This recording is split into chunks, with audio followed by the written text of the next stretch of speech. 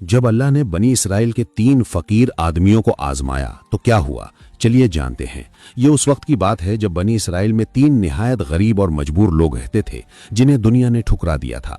एक को बर्स का सख्त मर्ज था जिसकी वजह से लोग उससे दूर भागते थे।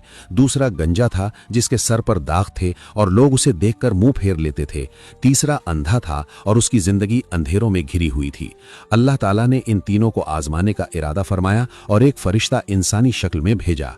सबसे पहले फरिश्ता बर्स वाले के पास आया और पूछा, तुम्हें सबसे ज्यादा क्या चाहिए? उसने कहा, साफ जिस्म और अच्छा रंग, क्योंकि लोग मुझसे नफरत करते हैं। फरिश्ते ने उस पर हाथ फेरा और अल्लाह के हुक्म से उसका मर्ज तुरंत दूर हो गया, उसका जिस्म खूबसूरत हो गया। फिर पूछा गया, कौन सा माल पसंद है? उसने कहा, ऊंट। तो उसे एक हामिला ऊंटनी दी गई और कहा गया, अल्लाह तुम्हारे लिए इसमें बरकत दे।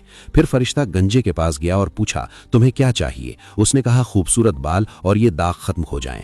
फरिश्ते ने हाथ फेरा और अल्लाह के हुक्म से उसके घने बाल आ गए और दाग मिट गए। उसने गाय मांगी तो उसे एक हामिला गाय दी गई और बरकत की दुआ दी गई। फिर फरिश्ता अंधे के पास गया और पूछा, तुम्हें क्या चाहिए? उसने कहा, अल्लाह मुझे मेरी आंखें वापस दे दे ताकि मैं लोगों को देख सकूं। फरिश्ते ने हाथ फेरा और अल्लाह के हुक्म से उसकी रोशनी वापस आ गई।